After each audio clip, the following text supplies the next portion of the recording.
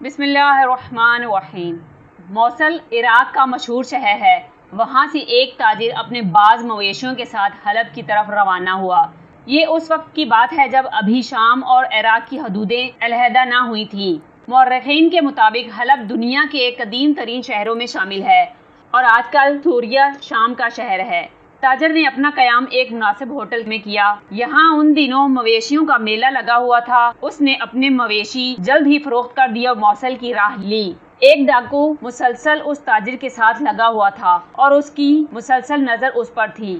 اسے معلوم تھا کہ اس کے پاس ایک خطیر رقم موجود ہے۔ تاجر راستے میں ایک ویران جگہ پر ایک درخت کے نیچے سستانے کے لیے رکا تو اس ڈاکو نے اس پر حملہ کر دیا۔ اس کی گردن پر اپنا خنجر رکھا اور کہا کہ جو کچھ تمہارے پاس ہے نکال کر میرے حوالے کر دو۔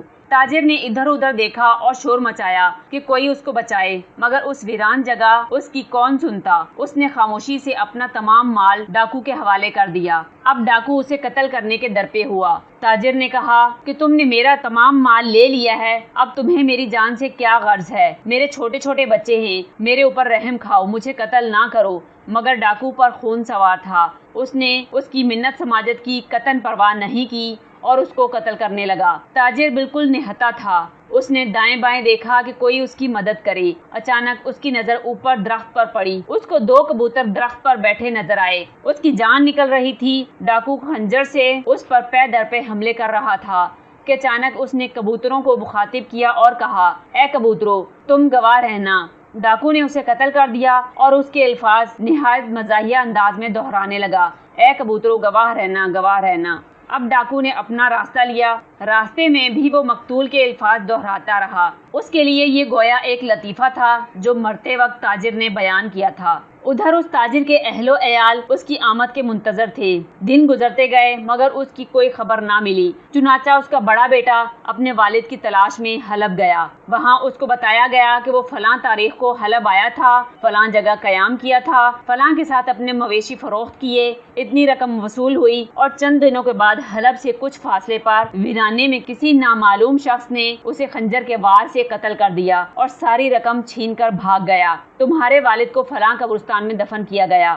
تاجر کا بیٹا حاکم شہر کے پاس گیا، وہاں دہائی دی، پھر قاضی کے پاس گیا اور اپنے والد کے دوستوں سے ملا کہ کسی طرح قاتل کا پتہ چل سکے۔ اس کی تمام تر کوششوں کے باوجود نتیجہ صفر رہا، کیونکہ نہ کوئی موقع کا گواہ تھا اور نہ قاتل نے کوئی نشان چھوڑا تھا۔ وہ مایوس ہو کر واپس موصل آ گیا، وہاں کے والی سے ملا اور اس سے مدد کی درخواست کی۔ اس نے فوری طور پر حلب کے حاکم کو خط لکھا۔ ایک مرتبہ پھر قاتل کی تلاش شروع ہوئی، مگر ساری تحقیق کا نتیجہ یہ تھا کہ قاتل کا کوئی اتا پتہ نہیں ہے۔ تھک ہار کر لواحقین صبر کر کے بیٹھ گئے اور اس مقدمے کی فائلوں کو بند کر دیا گیا۔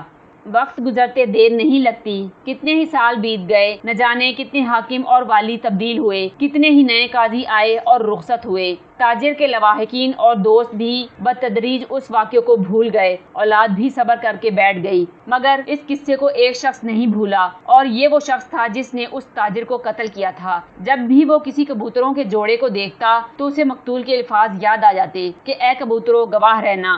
ایک دفعہ اس کے کسی قریبی رشتہ دار کے ہاں تقریب تھی۔ یہ خاصا امیر کبیر شخص تھا، لہٰذا کھانے میں بہت زیادہ لوگ تھے جن میں شہر کے اعلیٰ حکام بھی شامل تھے۔ کھانا چنا گیا تو انواع و اقسام کے کھانے سامنے تھے۔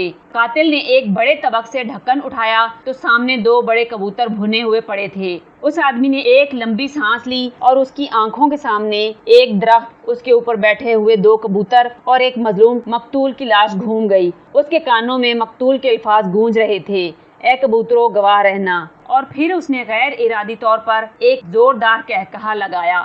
لوگوں نے بے اختیار اس کی طرف دیکھا کہ کیا ہوا ہے۔ اب اس نے کبوتروں کی طرف اشارہ کیا اور پھر قہقہا لگایا اور ایک غیر مرئی طاقت نے اس کی زبان کھلوا دی۔ وہ دعوت کو بھول کر لوگوں کو قتل کا واقعہ سنانے لگا۔ اس کا ایک ایک جز مکمل تفصیل سے سنایا۔ اس کی زبان نے کوئی چیز نہ چھوڑی۔ لوگ مبہوت ہو کر اس کی داستان سن رہے تھے۔ جیسے ہی اس نے اپنے راز کو افشاں کیا تو اسے احساس ہوا کہ میں نے کیا غلطی کر دی۔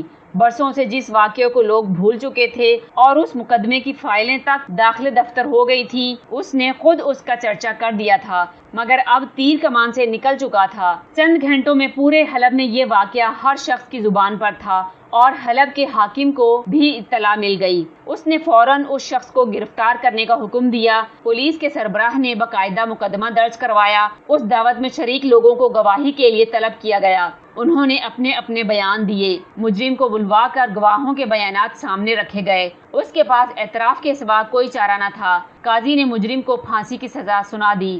حلب کے حاکم نے کہا ہم نے گواہی دی۔ حلب کے قاضی نے کہا ہم نے بھی گواہی دی۔ پولیس کے چیف نے کہا ہم نے بھی گواہی دی۔ لوگوں نے کہا ہم نے بھی گواہی دی۔ پھانسی سے ایک دن پہلے مجرم سے اس کی بیوی نے الوداعی ملاقات کی اور اس سے پوچھا کہ جب اتنے سالوں سے تمہارے اس جرم پر پردہ پڑا ہوا تھا تو پھر کیسے تم نے اس رات کو فاش کر دیا؟ اس نے جواب دیا ایک زبردست صاحب ارادہ نے میرے ارادے کو، جس کے تحت میں نے یہ واقعہ بیان نہ کرنے کی قسم کھا رکھی تھی، سلب کر لیا اور مجھے بات کرنے پر مجبور کر دیا۔ اگلے روز صبح سویرے اس کی پھانسی کے منظر کو دیکھنے کے لیے بے شمار لوگ جمع تھے۔ جب اس کی گردن پر رسی ڈالی گئی تو اس نے کہا میری زبان سے الفاظ نہیں نکلے تھے بلکہ وہ کبوتروں کی زبان سے نکلے تھے جو دعوت کے روز میرے سامنے طبق میں پڑے تھے۔ اب جلاد نے رسی کھینچ دی۔ لوگوں نے ایک مجرم کو کیفے کردار تک پہنچتے ہوئے دیکھ لیا تھا اور سکھ کا سانس لیا، اور پھر اچانک ہی تمام لوگ بے اختیار اللہ اکبر، الحمدللہ، لا الہ الا اللہ کے کلمات بلند کرنے لگے۔